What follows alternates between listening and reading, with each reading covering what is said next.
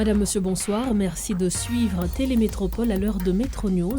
Voici les principaux titres à la une de ce 24 juin 2026. Les divergences s'accentuent autour du Pacte national pour la stabilité et l'organisation des élections. La structure dénommée Assemblée des signataires, une branche dissidente dénonce des violations du texte, alors que d'autres acteurs également signataires appellent à préserver le consensus nécessaire à la poursuite de la transition. Le conflit opposant les groupes armés de Worf Jérémy et de Belekou connaît une nouvelle intensification. Après l'explosion de camions-citernes à La Saline, des voix s'élèvent pour réclamer une intervention urgente des autorités en faveur des populations civiles. Affaire Jovenel Moïse également à la une, la justice haïtienne relance certaines pistes dans l'enquête sur l'assassinat de l'ancien président de la République. 7 personnalités issues des milieux politiques, judiciaires, économiques et médiatiques, dont l'ex-première dame, sont appelées à comparaître devant les autorités judiciaires.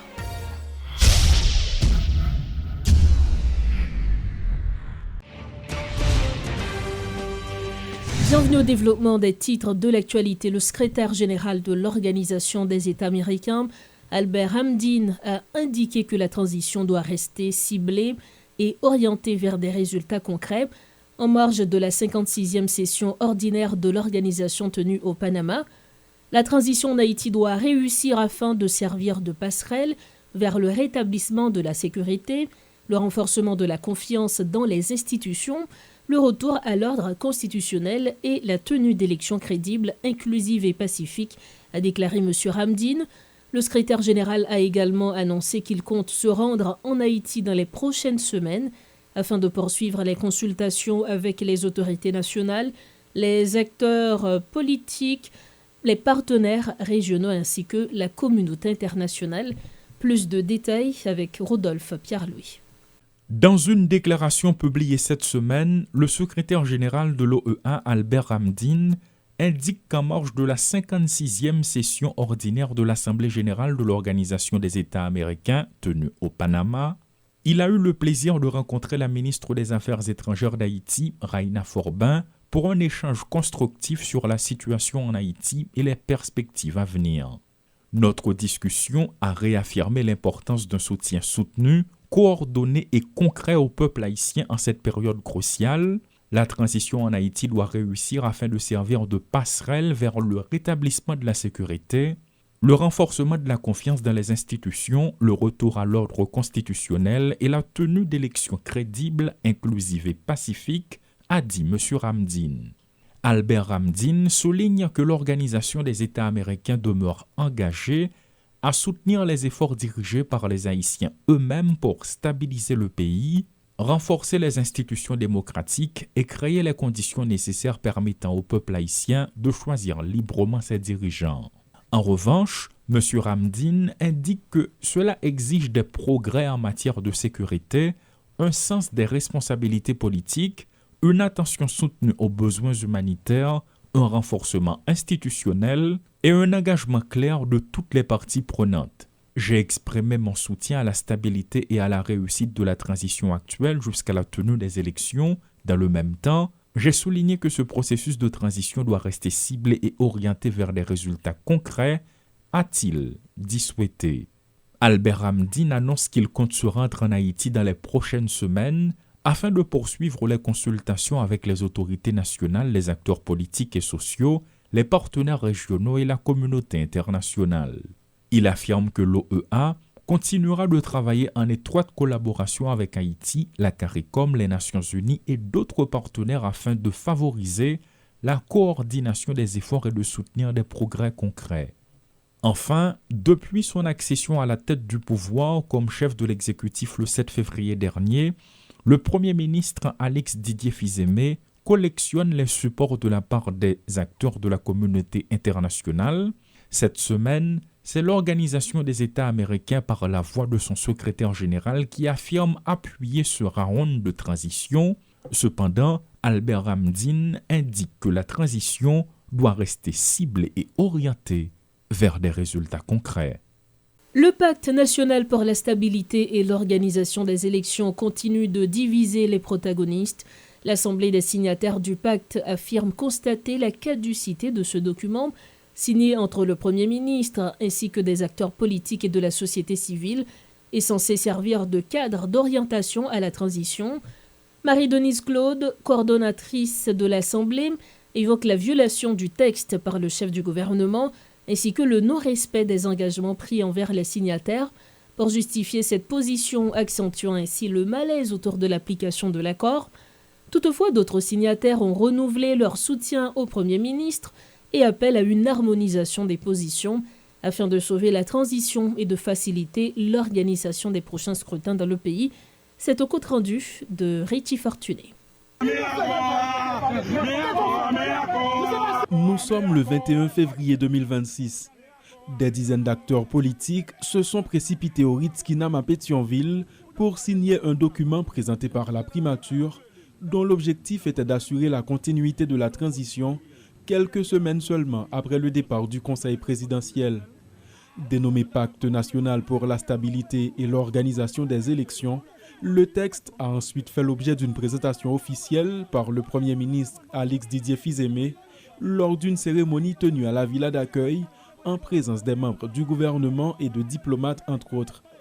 Il s'agissait, suivant les propos du chef du gouvernement, de renforcer le dialogue et de créer les conditions nécessaires à la tenue du scrutin. Des mots repris par Jerry Tardieu, l'homme politique chargé de prendre la parole au nom de tous ceux qui ont adhéré à ce document. Ce pacte national vise à rassembler tous les Haïtiens, qu'ils soient en Haïti ou à l'étranger.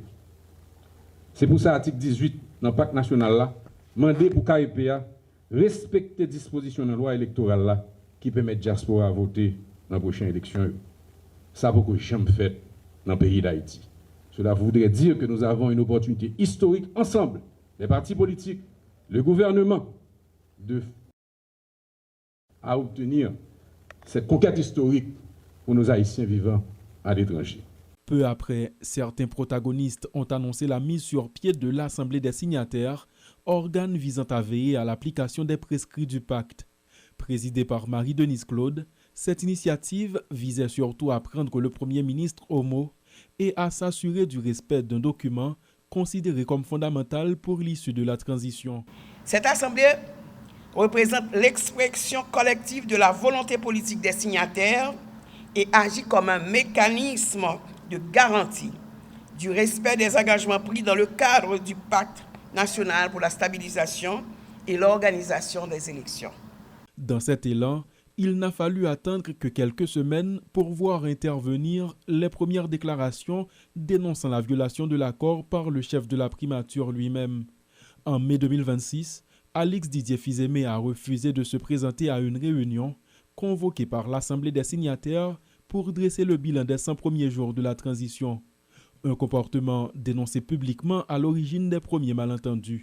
Premièrement, je crois que son manque d'intérêt, il prouvait qu'il n'avait aucun intérêt, il n'avait rien à faire des signataires. Il prouvait que c'est un manque de respect, tout bonnement. Là, nous écrit le Premier ministre formellement. Son Premier ministre, il est capable d'occuper, il est capable de pas de temps. Il a écrit nous formellement pour lui dire que je ne suis pas capable de venir telle date que nous t'ai pensé, mais je serai disponible. En juin 2026, environ 4 mois après la signature, l'Assemblée a officiellement tourné le dos à l'initiative et a créé une nouvelle opposition au gouvernement. Nous retournons dans le même espace pour nous dire pas tout est signé, li mourir, l'écraser, il ne va pas exister encore. Dans ce sens, tout ça, Alex, à toi, comme dans le pays, ce n'est pas sous responsabilité. En l'espace de 4 mois, l'initiative portée par Alix Didier Fils-Aimé est passée d'une démarche qui se voulait unificatrice à un facteur de fragmentation supplémentaire pour une classe politique déjà divisée. Si certains adhérents demeurent attachés à la gouvernance du chef du gouvernement, nombre d'entre eux ont déjà quitté le navire, aggravant ainsi une situation catastrophique dont la population est la véritable victime. Comme annoncé en titre, un camion-citerne stationné sur le boulevard de la Saline a explosé le mardi 23 juin vers 9h10 après avoir été atteint par un projectile d'origine indéterminée. L'incident s'est produit dans un contexte d'affrontement récurrent entre gangs armés pour le contrôle de la zone industrielle et portuaire de la capitale. Bien que le véhicule ait été déclaré vide, les vapeurs de carburant résiduelles ont suffi à provoquer une importante déflagration sous l'effet de l'impact. L'explosion et les tirs croisés ont également causé d'importants dégâts matériels à plusieurs autres poids lourds qui attendaient en file sur cet axe routier. Certains ont été touchés par des débris, tandis que d'autres ont subi des impacts directs de balles. Le conflit opposant les chefs de gang de Wharf, Jérémy et de Bélécou, s'est aggravé au cours de la semaine. Un camion-citerne vide aurait été atteint par un projectile le mardi 23 juin, alors qu'il était stationné sur le boulevard de la Saline. Selon un communiqué du terminal Vareux, cet incident a provoqué l'explosion de la citerne et causé des dommages à 2 camions stationnés à proximité. Selon l'ancien maire de la commune de Cité-Soleil, Esaïe Bochard, les affrontements se sont intensifiés au cours de la semaine, avec notamment l'implication de quartiers environnants.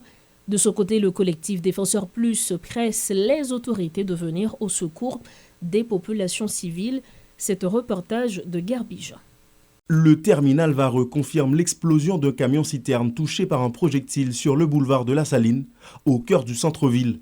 L'incident a causé des dommages à 2 autres camions stationnés à proximité, selon un communiqué. La vie des chauffeurs étant menacée. Les autres véhicules ont quitté la zone, peut-on lire sur X.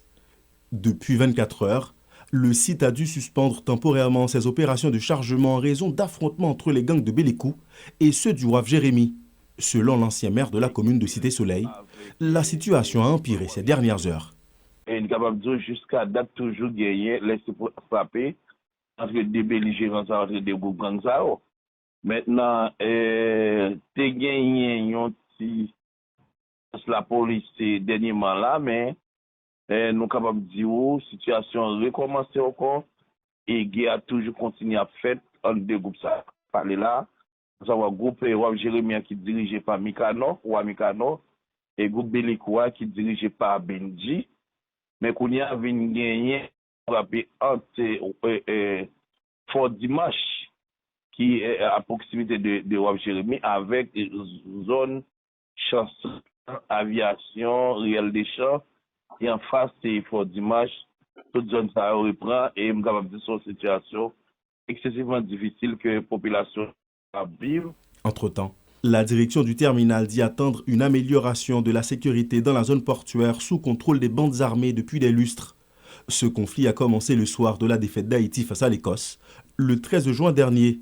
Un groupe de résidents de Wharf Jérémy, territoire contrôlé par le caïd Mikano, a fait irruption à Bélécou en pleine célébration sans avertir le chef local.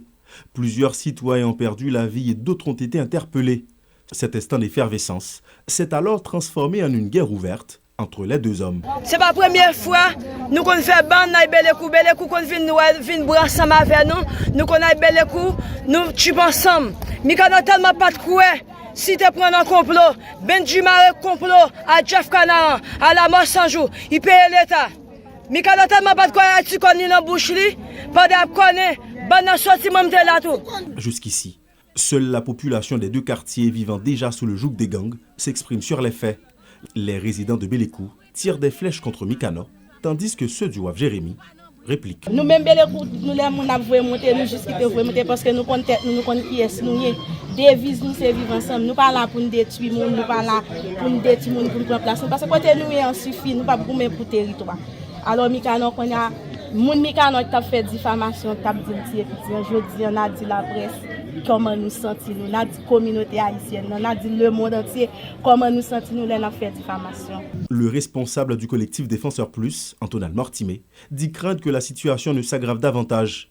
Si les caïds s'accusent mutuellement par population interposée, le militant des droits humains en impute la responsabilité aux dirigeants. La population, livrée à elle-même, ne peut que s'accommoder à son sort. La police n'est pas capable d'intervenir ou bien pourquoi intervenir. Et c'est pour ça que nous pensons appel à la communauté internationale, appel au gouvernement pour presser avec FSGA, c'est un beau bagage. force de répression ou de suppression des gangs pour capable permettre la population rallonger souffle en attendant l'État reprendre contrôle divers territoires, soit qui perdus ou bien livrés par les gouvernements. La population a des fois servi comme bouclier pour les gouvernements, mais certaines fois, d'abord, de toute manière, c'est les victimes. C'est lui-même qui fait abus sur lui, c'est lui qui fait exaction, il a fait, il a battu, il a tué, il a violé. Mais en même temps, tout, c'est eux-mêmes qui ont servi comme rempart, comme une sorte de protection pour eux. Et quand il y a là, dans le conflit, ça fait que toutes les autres localités, ils paraissent des localités rivales, alors que c'est groupe armé qui est en rivalité. Les chefs de bande détiennent le contrôle de pans entiers des activités dans l'ouest de Port-au-Prince, notamment les trafics maritimes et terrestres. Depuis déjà 2 semaines, les hostilités ont provoqué à maintes reprises une pénurie de carburant à la pompe. Avec l'arrêt temporaire des activités à Vareux, la crise va-t-elle s'éterniser? Pour l'instant, la réponse policière dans la zone n'a pas réussi à ramener le calme. Pour refermer la page nationale de Métro News, l'ancienne première dame d'Haïti, Martine Moïse, est officiellement convoquée par la Cour d'appel de Port-au-Prince le mardi 30 juin 2026. Cette audition s'inscrit dans le cadre des suppléments d'information ordonnés par le juge d'instruction en charge du dossier de l'assassinat de son époux, le président Jovenel Moïse, survenu dans la nuit du 6 au 7 juillet 2021 à leur résidence privée. Rescapée et témoin clé de l'attaque, Martine Moïse devra répondre aux questions des magistrats afin d'apporter de nouveaux éléments à l'enquête judiciaire locale qui tente de faire la lumière sur les commanditaires et les exécutants de ce magnicide. Nous arrivons au terme de cette édition de Métro News. Voici le rappel des principaux titres à la une. Les divergences s'accentuent autour du pacte national pour la stabilité et l'organisation des élections. La structure dénommée Assemblée des signataires, une branche dissidente dénonce des violations du texte, alors que d'autres acteurs également signataires appellent à préserver le consensus nécessaire à la poursuite de la transition. Le conflit opposant les groupes armés de Worf Jérémie et de Belekou connaît une nouvelle intensification. Après l'explosion de camions-citernes à La Saline, des voix s'élèvent pour réclamer une intervention urgente des autorités en faveur des populations civiles. Affaire Jovenel Moïse également à la une, la justice haïtienne relance certaines pistes dans l'enquête sur l'assassinat de l'ancien président de la République. 7 personnalités issues des milieux politiques, judiciaires, économiques et médiatiques, dont l'ex-première dame, sont appelées à comparaître devant les autorités judiciaires. Voilà ce qui m'est fait à cette édition de Métro News. Merci de l'avoir suivi. Restez branchés Métropole, car nous vibrons au rythme du mondial. Bonsoir.